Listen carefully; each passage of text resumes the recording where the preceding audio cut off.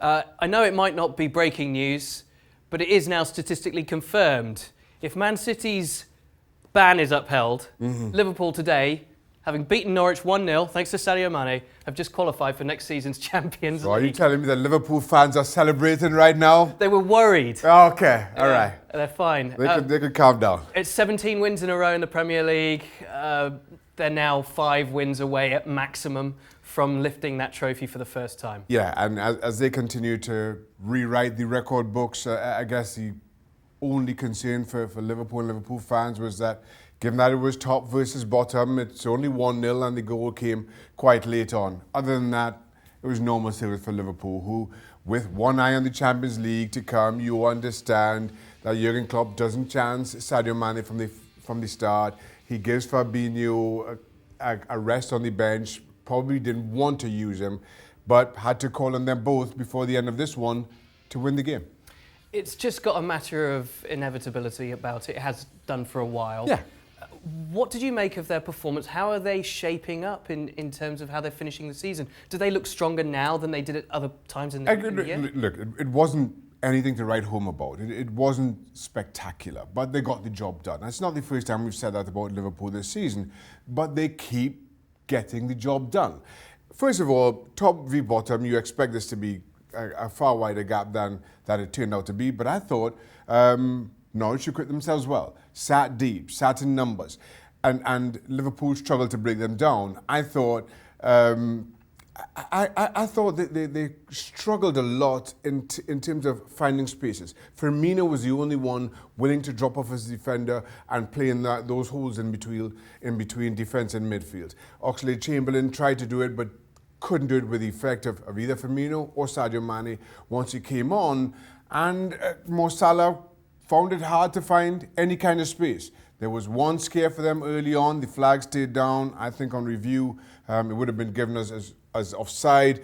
Other than that, Liverpool hardly worried. You just wondered where the goal would come from.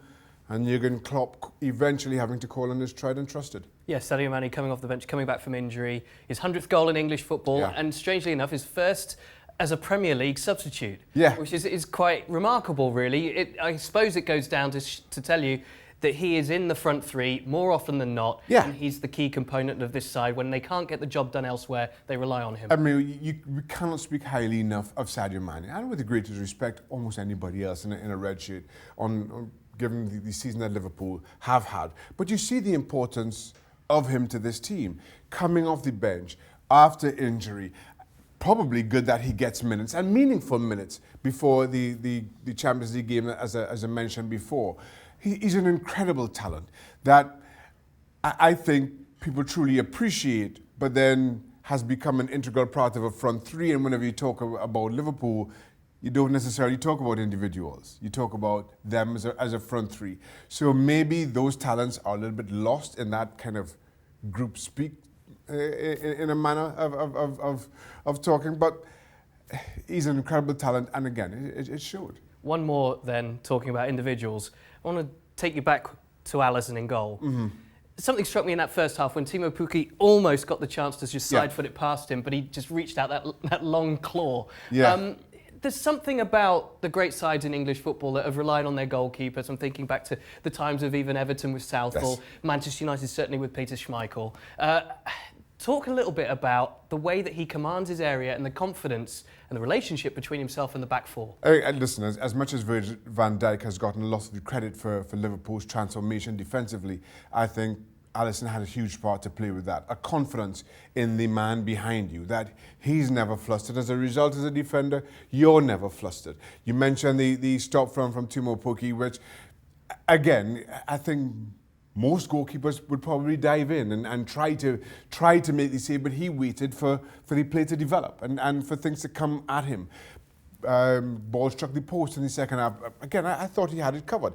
As a defender, whether individually or as a back four, when your goalkeeper is that calm, that composed, it tells on you as well. And you can remain calm, composed. You can wait for plays to develop. You don't have to go diving into things.